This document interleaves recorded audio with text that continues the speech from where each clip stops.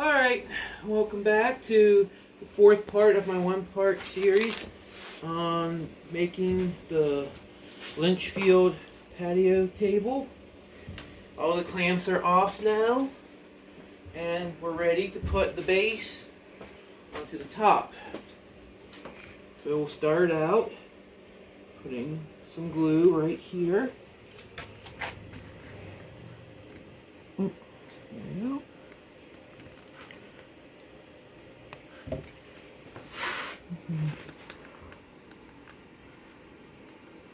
Remember, this is exterior grade glue, which is what you want for outside in the weather.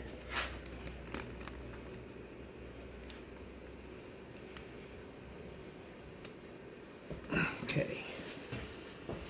Now you're going to take your base, set it right on top, and it should line up.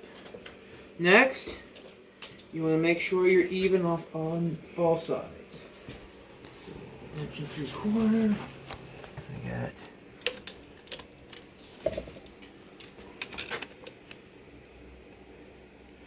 I got 1 1/4.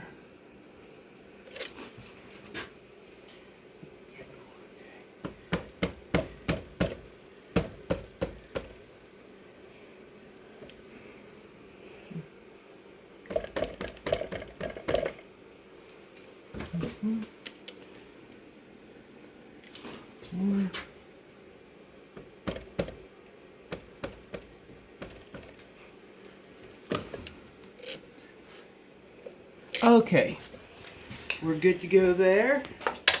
Next, I'll take my brace with my screw attachment and finish screwing it down.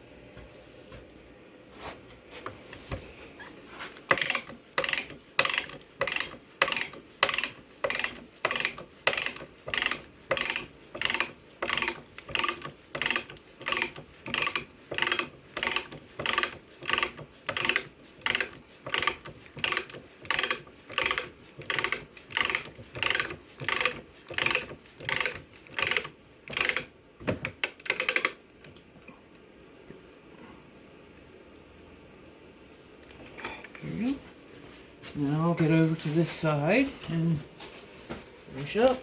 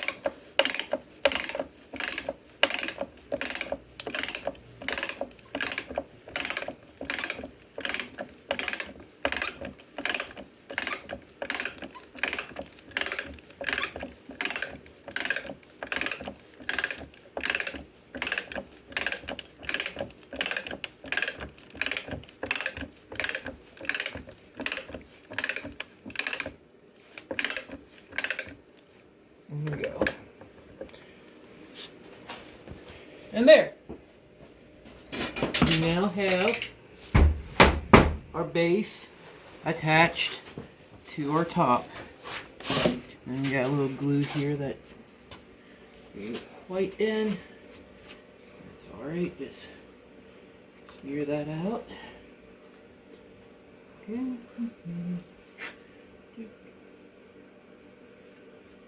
There.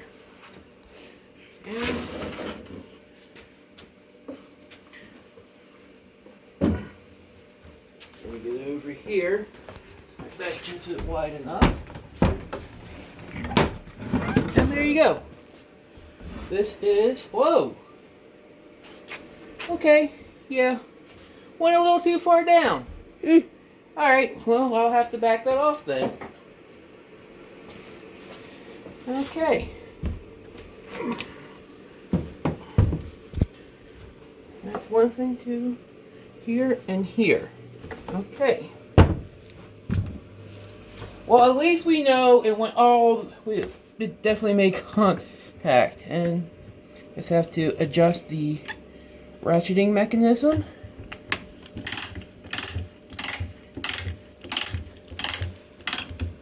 There we go. Back it up just a little bit. Okay.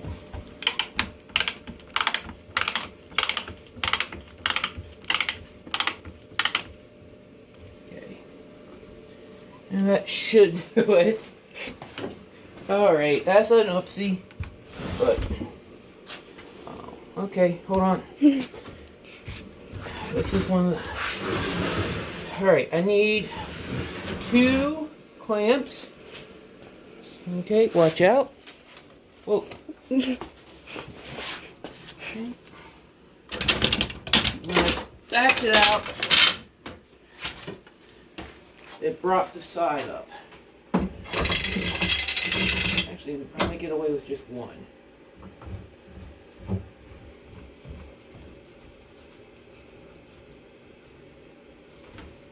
Alright, here's what I'm going to do. I'm going to actually back these out all the way.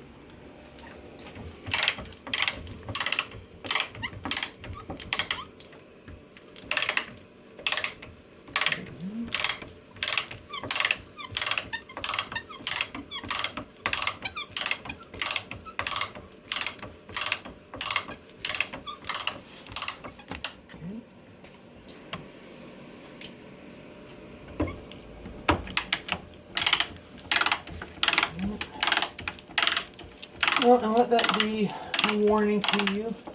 A lot of people think hand tools can't deliver the same level of power that an electric or battery powered tool can. But it most certainly can. And if you're not careful, you will completely go through the work. So you always have to be careful.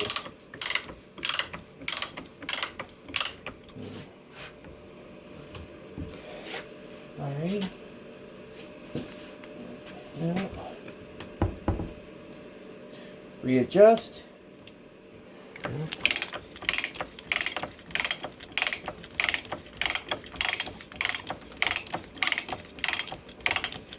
not going to go all the way down, just a touch below. Alright, there we go.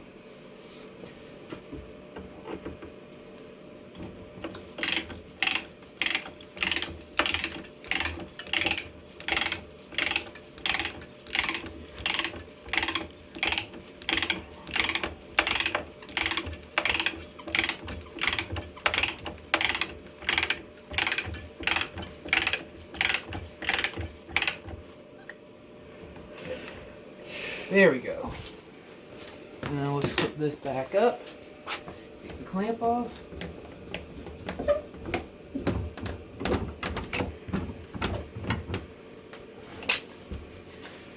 If you wanted to, you could run a bead of glue up along the top if you were so inclined. And there. And there's our bench. And now nothing is popped through. So, yay! Hooray! Okay. Alrighty. Now this is part, as I said, this is part of a series. There's tables, benches, planter boxes that are also part of the series. For finishing, this is made out of pressure treated, so I'm not going to put a finish on it. If you made it out of, there's also, like I said, water resistant woods you can get, like Doug fir, cypress, things like that, which people get just like for deckings and stuff. I would still put some sort of top coat on. If this was made out of regular pine, primer it, paint it with a good exterior grade. Make sure it's exterior grade paint, or do something like a spar varnish or some other weatherproof exterior grade finish. And now, the total price of that tabletop is about $45. I made it using two 2x4x8s and three 1x4x8s that I cut down. The legs are 2.5 by 1.5 inches. Same way with all the base parts. Top parts have been planed down to 2 3/4 wide. As I said previously, you can get like a 2x12 and 2x12x8 and rip it down, or just a regular 2x12 that's not pressure treated, and a 1x12x8, and get all your pieces out of those, and then put a weather resistant top coat on. Or you could just buy them and leave them as just the thickness they are. But if you do that, that will affect the overall dimensions. So that is something to consider, but that is an option.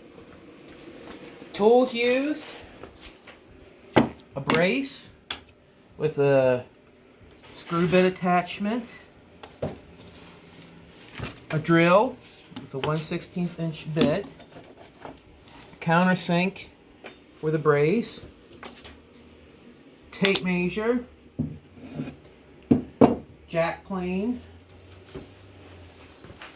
block plane, a 3/4 inch chisel, and a wide chisel. Mine's 1.25 inches.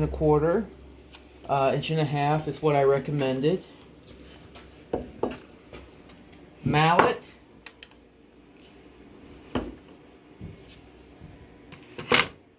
tenon saw, a panel saw, simple miter box, a combination square, a Phillips head screwdriver, if you're using Phillips head screws, which most more than likely you will, but if not, a flathead, and then a pencil or a marking gauge, which is all part of the toolkit I gave you when we started. And now, as I said in the last one with some real talk, the panel saw I have here is a tri-hone tooth saw. It's blade coated to reduce friction, and it has induction hardened teeth, and the handle is in line with the cutting action. This is a modern design because this is a modern saw. Older saws, the handle's kind of up, so your force is both down, is going this way and this way, going across two vectors at the same time. And for traditional saws, that works. Like I said, this works extremely well when brand new and cross cutting, and it works well when ripping 1x stock. it struggles in 2x stock, especially the really wet pressure treated 2x. And as I said in my last video, I actually cheated and used my rip saw to finish up the ripping.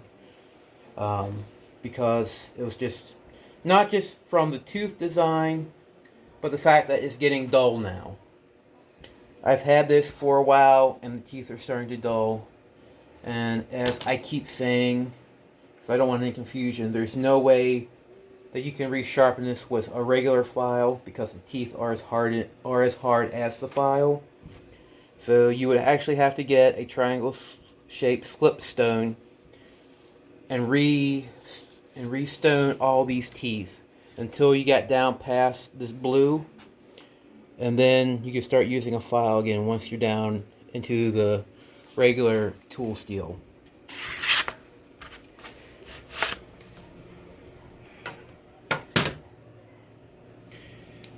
This also has the same problem. It's not tri-hone. These are traditional cross-cut teeth.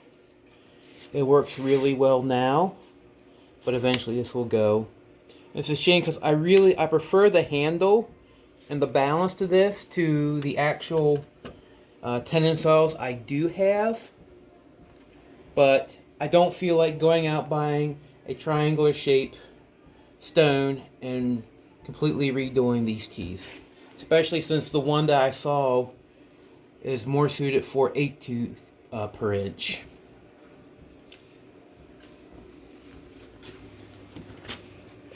The jack plane. Now I'm going to be honest. Until I started this, the jack plane was not one of my, at least the number 5 jack plane was not one of my favorites.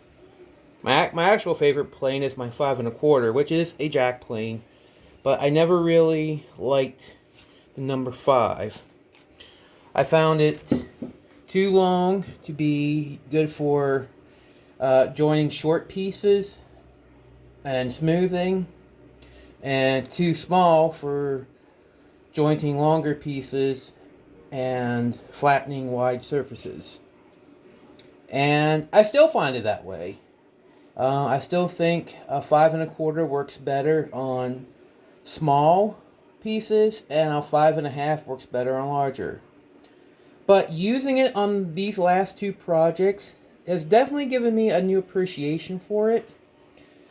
I've grown to really like the balance of it and the size of it. So, well, it's still not going to be one of my go-to planes. I still have found that I do like this, and for any projects that use really wet wood or construction grade lumber, this probably will be my go-to plane, just to save myself from using any of my other ones. My low angle block plane, I love this plane. This is another one of my favorites. I have nothing but praise for it. Not only does it work great for end grain, but it works really well as a stand-in smoother. So, that said, I've already gone over some of my gripes, and I'll go over them again. One saw will never do you as well as having a dedicated rip saw and a dedicated crosscut saw. And unfortunately, you can still find good, cheap crosscut saws. In fact, I can go out to my local hardware store and get an 8 tooth per inch crosscut saw right now for around $20 somewhere, and it will work really well. You can still get a decent back saw, tenon saw that you can rip into that you can file to have a rip tooth or crosscut pattern, so you're covered there. You will not find a good cheap rip saw. You'll find good rip saws, but they'll be expensive. And if you find one on the secondary market, most more likely you're going to have to either pay a lot for them or put a lot into restoring them. Like I said, for the jack plane, it was, you can do, yes, you can use it. You can use one plane to do pretty much everything, but it'll never do everything right. It'll always be lacking in an area. Joining, I want a joiner plane. Smoothing, I want a smooth plane. This, I only have one iron for this. It's ground straight across, so you can't use this for roughing. But since this is realistic woodworking, where the only wood we're using is what you can buy at your local home center, it's pre-dimensioned, so you really don't have to rough with it anyhow. So that's not a concern. My combination square. When I first started out, and I went to school for carpentry and cabinetry, and even when I first started on the job, I lived and died by these. Once I got my marking gauges, I hardly ever used them.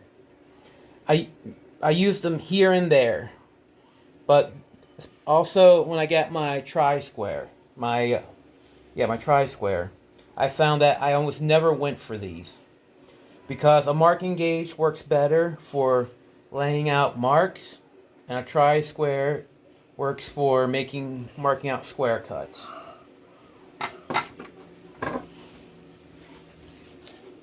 So,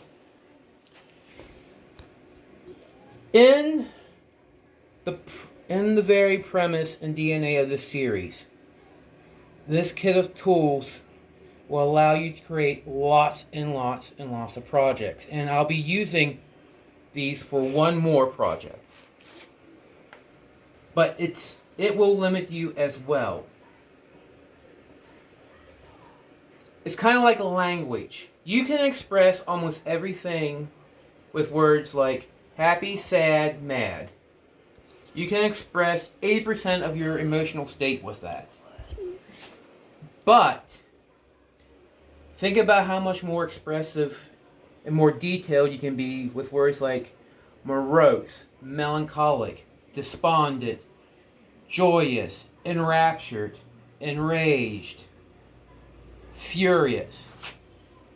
You may not use those words a lot, but they expand what you can say in both depth and breadth. And the same is true with your tools.